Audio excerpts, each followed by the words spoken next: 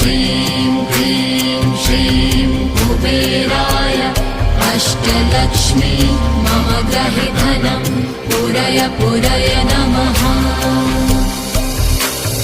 ॐ ह्रीं श्रीं क्लीं श्रीं कुबेराय अष्टलक्ष्मी मम गृहे धनं पूरय पूरय नमः।